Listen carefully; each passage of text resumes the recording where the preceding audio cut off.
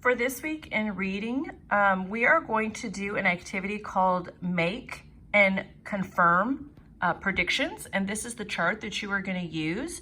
I attached this on Teams, but I also sent it in the email if you can't get it on Teams, okay guys?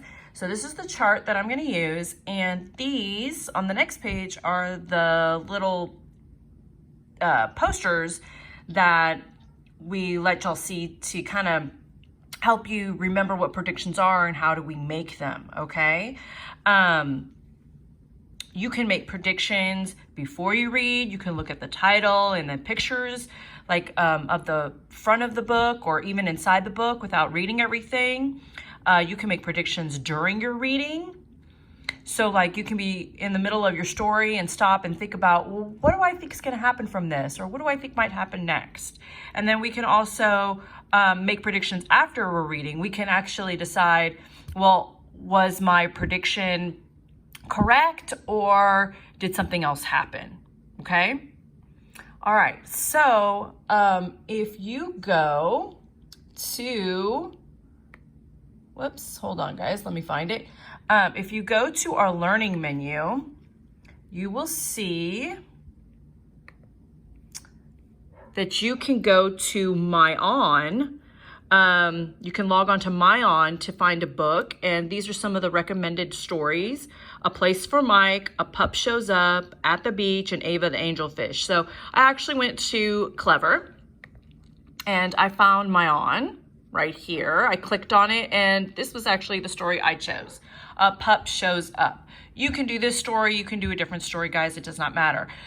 So anyways, before I start reading, I'm gonna look at my title, A Pup Shows Up. I know a pup is usually another name for a puppy, a dog, and shows up. I'm assuming from looking at this picture, everyone looks pretty happy, that maybe a puppy or a dog just shows up out of nowhere.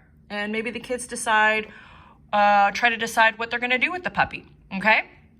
So that is a prediction that I just made, and I can show that on my chart. I think what will happen because, okay, so kind of what I just did. I think that a dog will show up because, or I might say, I think a dog will show up and the kids or the kid will be happy because I can see from the illustration on the cover that the dog looks friendly and the kid looks happy from his smile. I could start with that, okay? So if I go back to the story, and I might read a little bit. So the kids went outside for recess, Cat played jacks, Sonny jumped rope, Jess shot baskets. Vic pitched a ball to Bob. Bob hid it in the trees. A big dog ran onto the playground. He had the ball in his mouth. Look, Miss Shea, said Bob, we have a pup who wants to play with us. Be careful, said Mrs. Shea. Dogs can bite.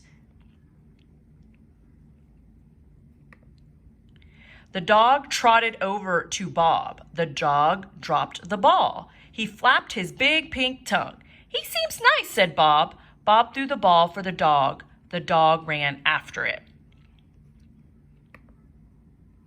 I wonder where he lives, said Vic. Does he have a tag? Asked Mrs. Shea. Cat clapped. The dog ran over to her. She checked his collar. I do not see a tag, said Cat. Okay, I'm going to stop here, and now I'm going to make another prediction. Based on what I have read, I bet you Mrs. Shea and these kids are going to try to find the owners of the dog, okay? And I predict that they will find the owners and everything will end up happy at the end of the story, okay? So I'm going to go to my chart, and I am going to write that here, okay?